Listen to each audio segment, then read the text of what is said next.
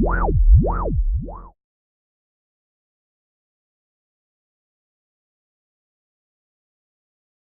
guys, welcome back to my channel. Welcome if you're new, and thank you for coming back and supporting me yet again to all of my regular subscribers.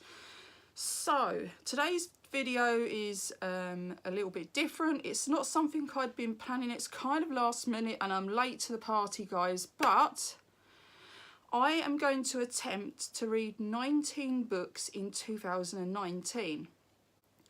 Now, this isn't something that was started by me. It was started by somebody called The Wacky World of Lottie, and she's collaborating with another lady, and I'll link both of their first videos for all of you to go and watch if you'd like to go and support them too and see what they're going to be doing, because it'd be nice if we could all support each other.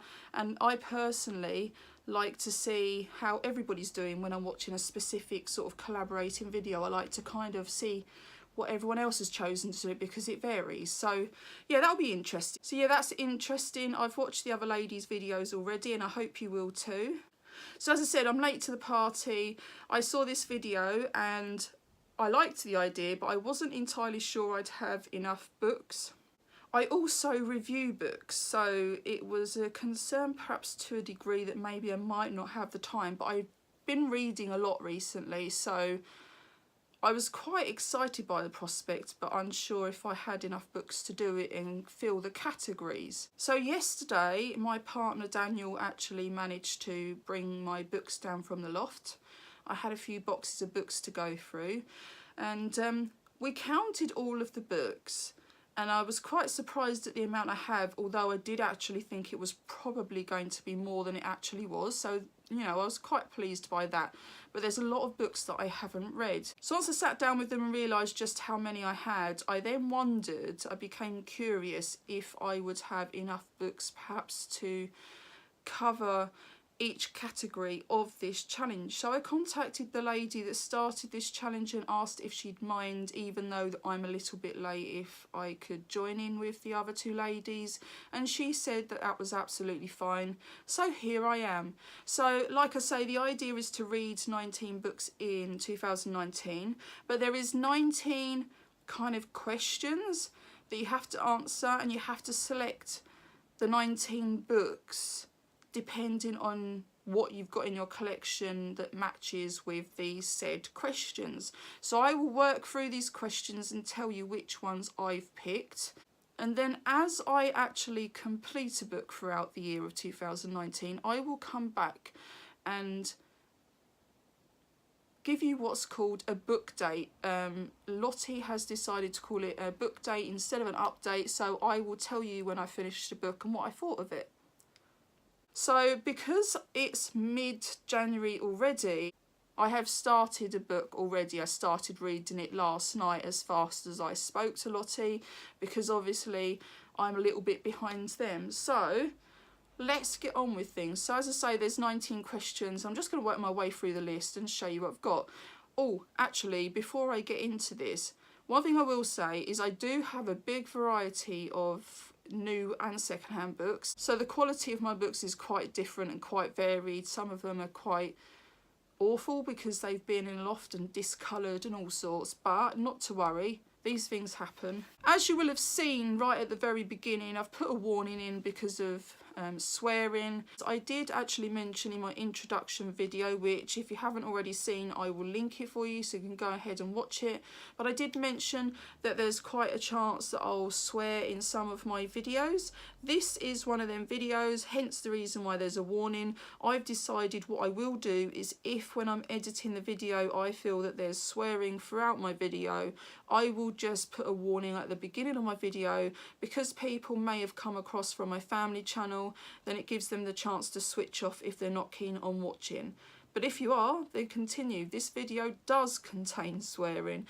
Lottie, I'm really sorry in advance. It couldn't be helped. but you'll understand when I get stuck in. So for the first question, I'm working my way down a list that are written down. For the first question, it says a book, which is also a film. So I have chosen to read The Girl on the Train by Paula Hawkins, and it says, Rachel catches the same commuter train every morning. She knows it will wait at the same signal each time, overlooking a row of back gardens. She's even started to feel like she knows the people who live in one of the houses. Their life as she sees it is perfect. If only Rachel could be that happy. And then she sees something shocking, and in one moment everything changes. Now Rachel has a chance to become a part of the lives she's only watched from afar. Now they'll see she's much more than just the girl on the train. So yeah, that's my first choice. Now this is where the swearing comes in. I only had the option of 2 books, both of which were of a similar nature. So apologies in advance, right? It was really difficult to find one for this category, but this is a book with a question in the title. Yep.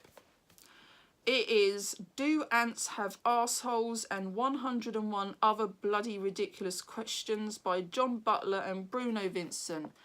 The other option I had was Do Bats Have Bollocks?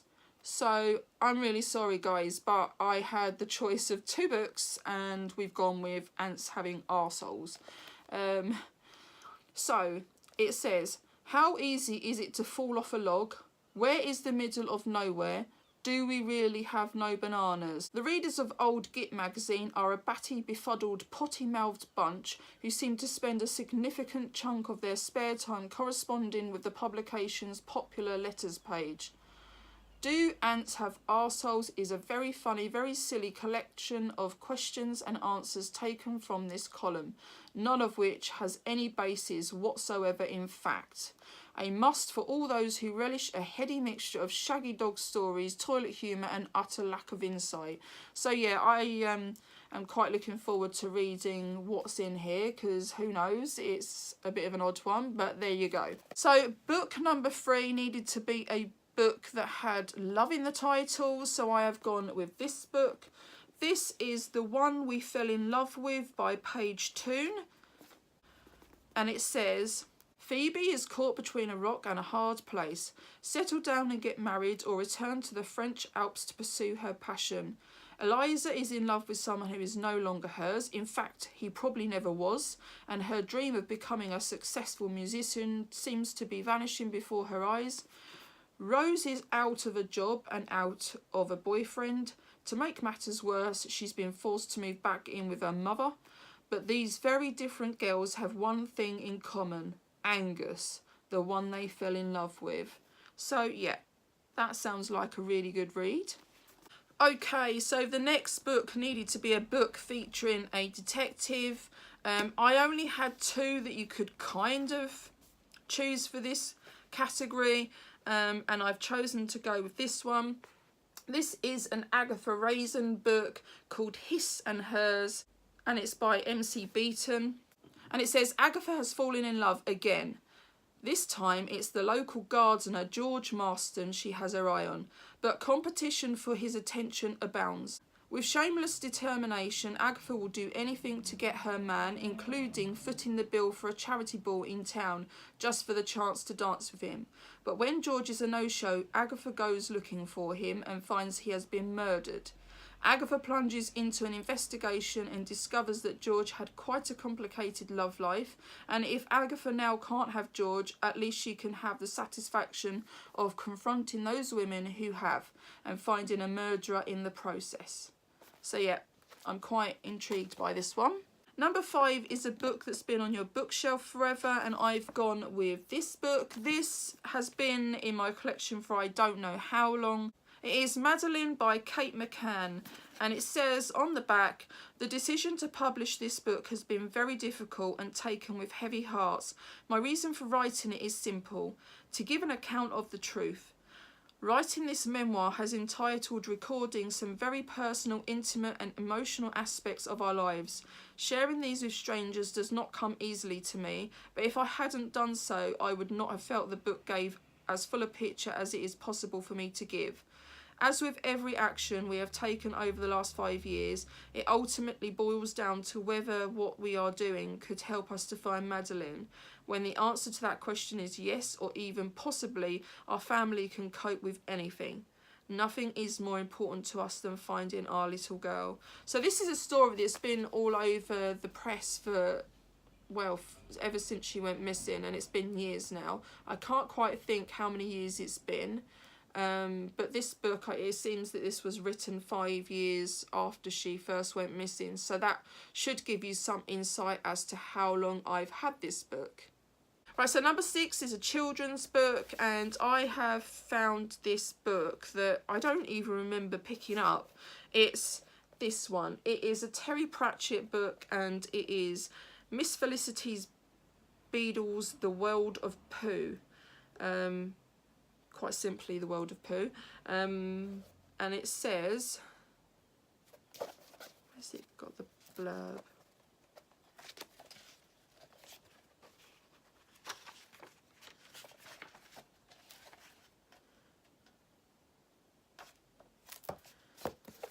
Okay, after searching, I can't seem to find the blurb, so we'll give that a miss, and you'll just have to look forward to seeing what I think of this one. So yeah, The World of Pooh. It's a bit poo, isn't it? Number 7 is a book that you bought because of the cover. Now, that was a difficult one for me because I don't generally buy things because of the cover. I tend to read the blurb and decide if it's for me. But this one was amusing, and I suppose the cover kind of comes into it.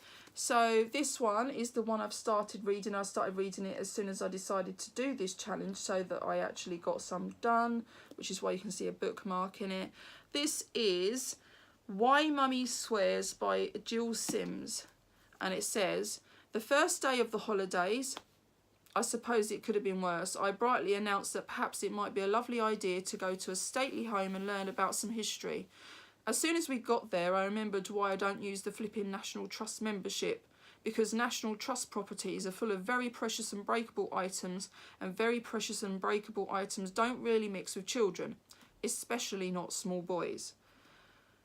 Where I had envisaged childish faces glowing with wonder as they took in the treasures of our nation's illustrious past, we instead had me shouting, "Don't touch! Don't touch! For fuck's sake, don't touch!"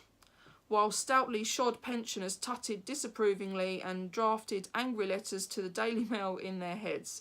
How many more days of the holidays are there? So yeah, it tickled me a little bit, and I was very curious as to what this book kind of entailed and what was going on. So yeah, I suppose I did choose this because of the cover, and it's quite a recent pick. I did actually pick up a second one, which is Why Mummy Drinks as well, which isn't in this challenge. So yeah, I look forward to finishing reading this one. I've enjoyed what I've read so far, but I won't tell you anything about it just yet. Number 8 is a book that has Christmas in the title, so I've chosen another page-turn book. I think this was the only one I had with Christmas in the title. So this is One Perfect Christmas and Other Stories by Page Toon, and it says, 1 year after movie star Joseph Strike swept school teacher Alice off her feet, they are spending Christmas together in snowy Cambridge. But despite the romantic setting, Alice can't help but question whether life in the spotlight is really what she wants. Will a Christmas wedding provide some perspective? Or will the life she'd been leaving behind be too much to lose? So yeah, that's the Christmas one. So number 9 was a book about true crime. So I have chosen this book. This is The Most Infamous Murders by Roger Bohr and Nigel Blundell. This is a smaller book because I have several books that are a bit thicker. I have actually got a collection of the Welds, similar books to this. There must be about 8 books in total, but I've chosen to give this one a go. So that's my choice for this one. And I almost forgot to read the blurb. So it says, although we regard murder as a horrifying crime, most murders are premeditated acts committed in a brief moment of rage, but there are other murders that are more sinister, motivated by greed or to gratify perverted desires. This book takes a penetrating look behind the newspaper headlines. It considers the compulsions of the Yorkshire Ripper, the casual shootings by Bonnie and Clyde, and the inexplicable sadism of the Moor murderers. So, yeah, interesting book to read. Now, the next question was the most difficult one of the lot. The next one was to choose a classic. Now, I don't really have what I would consider to be classics at all. So I went with what I would call a classic author. So in a way, it kind of fits as best as I could do that. It was like I say, it was the only category I really did struggle with. So I've gone with a Danielle Steel book. I think really I would have liked a Mills and Boon or something like that, but I don't own any Mills and Boon. I used to, but I didn't keep them. So this is Johnny Angel by Danielle Steel, and it says, Johnny Peterson could light up a room with a word or a smile. He had a future filled with promise until he stepped into a car on prom night, and in an instant it was all taken away. In the months that followed, Johnny's family and his high school sweetheart, Becky, struggled to put together the pieces of their shattered lives. No one is more devastated than Johnny's mother, Alice, but amid the heartache, something miraculous is about to happen. When a sudden illness sends Alice to hospital, a glorious vision comes to her. There, standing before her, is Johnny himself, gently urging his bewildered mother to be strong for her family. Through a season of hope and healing, Johnny walks by his mother's side, leading his parents, his girlfriend, his sister and his brother out of their grief. But as Alice discovers, Johnny has returned not just to help those he loves, but to uncover a purpose even he cannot comprehend, one that will change them all forever. That one sounds really great, so yeah, I'm looking forward to that. The next one is a book with a colour in the title, so this was the only one I had for that, I think. This was Billy Brown, I'll Tell Your Mother by Bill Brown, and it says, the Second World War is over and London is getting back on its feet, but rationing is not over, and for 10-year-old Billy Brown this means business. It's the perfect time for a mischievous boy with ambition and imagination. Left to his own devices with both his parents at work, Billy scours the bomb sites and the markets, finds a Saturday job at a scrap metal yard and sells everything from bricks to horse muck. Billy brings to life a multitude of wonderful characters, from barrow boys to the new West Indian immigrants, from spivs to gospel ministers. Billy knew them all and they all knew him. From charming the girls at Woolies, where his mother works, to causing mayhem when he gets into more scrapes than most, Billy paints a heartwarming and nostalgic picture of Britain emerging from the ruins of war. Now this is probably one of the ones I'm looking forward to the most. Who remembers Woolies? I used to love Woolies. I bought my children's clothes and shoes from Woolies, my oldest ones. And I was gutted when Woolies shut down. But anyway, yeah, that's my next book. Number 12 is a book with a name in a title, so I've chosen this. This is Solomon's Tale by Sheila Jeffries. And it says, found on the doorstep in the middle of a thunderstorm, Solomon enters the King family as a tiny wet ball of fur. But as his new owner Ellen coaxes him back to life, it becomes clear that he is no ordinary cat. Wise beyond his years, this little black and white kitten becomes the family's protector. As Ellen and her young son deal with abuse, homelessness and the loss of everything they hold dear, it is Solomon who brings light to the darkest times. This sounds amazing. I did actually start this at one point and for some reason I didn't get very far. So yeah, I'm really looking forward to shifting this from my collection and enjoying this one. When I've read these books, I am going to be decluttering them and passing them on to anyone that might want to enjoy them or to a charity. Number 13 is for a brand new or second-hand book. So this is a book I bought recently. As I said, I review books. Before I review the book, I actually review a few chapters. I then get sent a book and then I write a review for the book. But I actually managed to review a few chapters of the next one. So I read a few chapters and then realised it wasn't the only one in the collection. So I actually bought the one I had reviewed, and then I realised and bought the first one, which is this one. So I've been really excited to read this one. It's actually meant to be a teenager's book, and I hadn't realised that when I was reviewing it, but I quite liked it, so I thought, why not? So this is Bookshop Girl by Chloe Coles, and it says, meet 16-year-old Paige Turner, part-time bookseller, full-time glitter glue enthusiast. Paige and her best friend Holly have 4 weeks to master the art of drawing dangly bits and persuade the people of Greysworth to save their one and only bookshop. Oh, and then there's Blaine Henderson, art school anarchist heartthrob. Could his wild ways make or break Paige's campaign? So yeah, I'm really excited to read this one. It was hard to choose a book before this one, but I figure if I read other books before the ones I'm most excited about, it'll help me get through this challenge. So I'm going to hold on to this one and not read it just yet.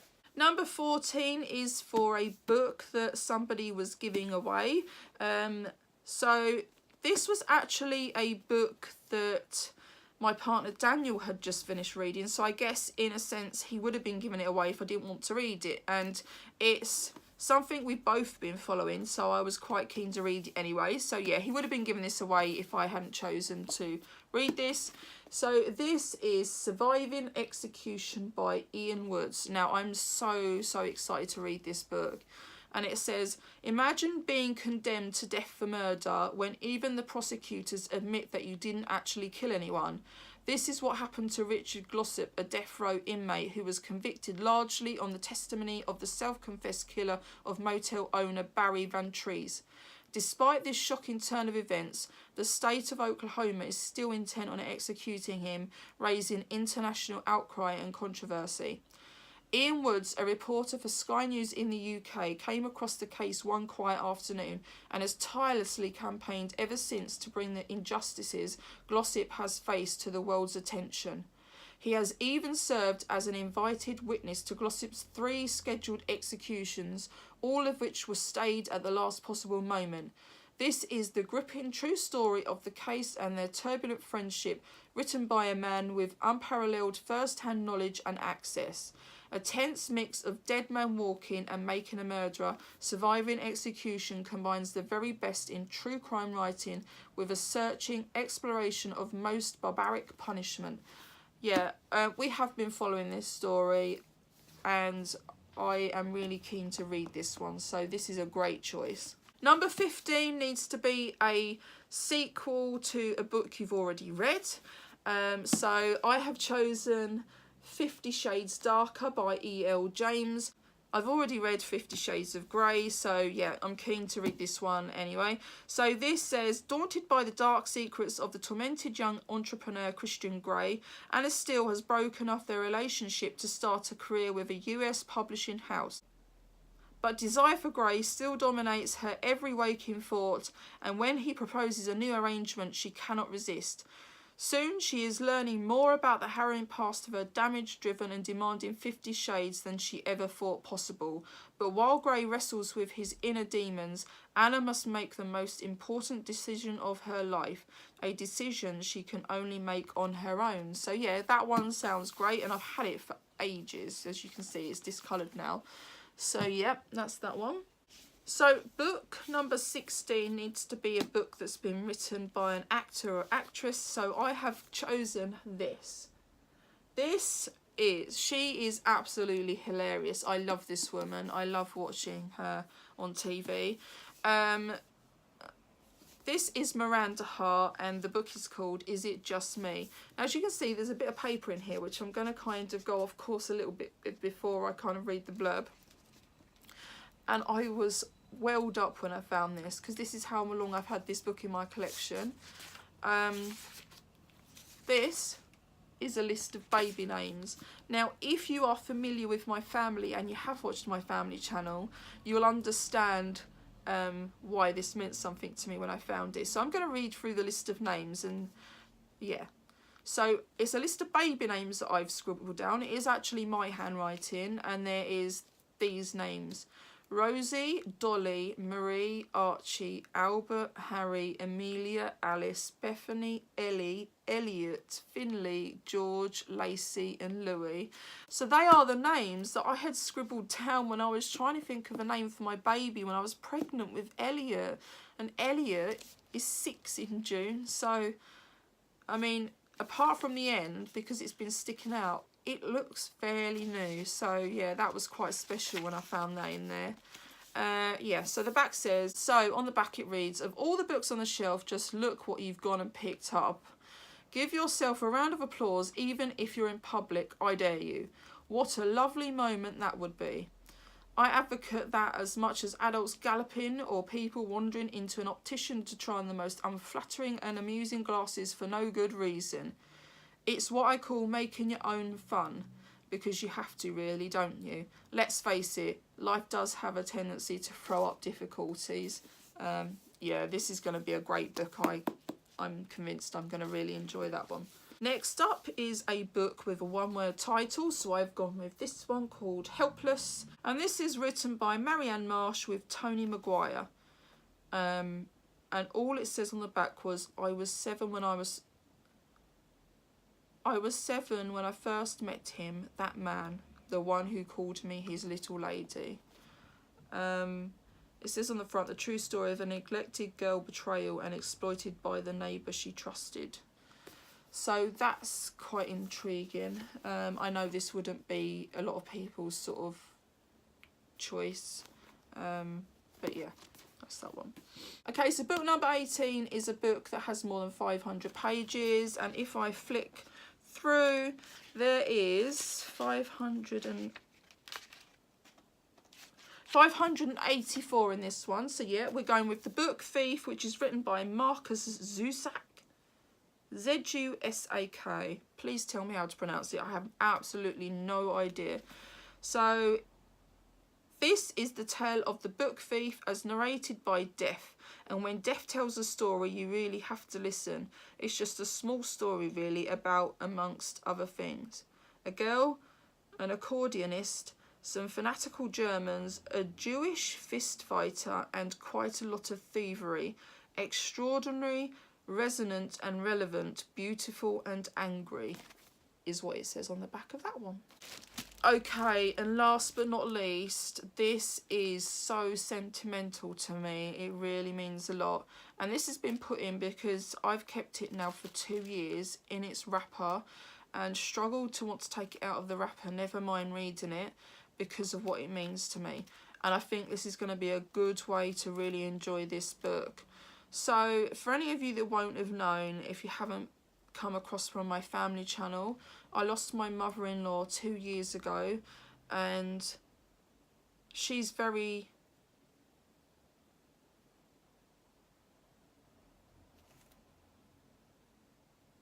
we miss her. We really do miss her a lot. I can't believe it's been 2 years already. So she passed away at the beginning of January, and she'd been in hospital since the beginning of December, I want to say. She'd been in hospital for several weeks, and when she passed away, we'd realised that she'd already done her Christmas shopping and bought the gifts for everybody and wrapped a lot of it up already.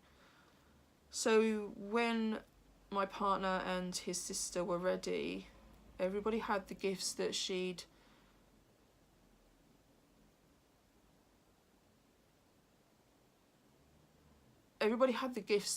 chosen, and it was hard, but it was quite special also. She was really organised, and if anyone was into Christmas, it was her. She was Mrs. Christmas. Like, her place always looked like a grotto at Christmas. It was absolutely incredible and insane at the same time. So yeah, this book is something that she bought me, that I had just after she passed away.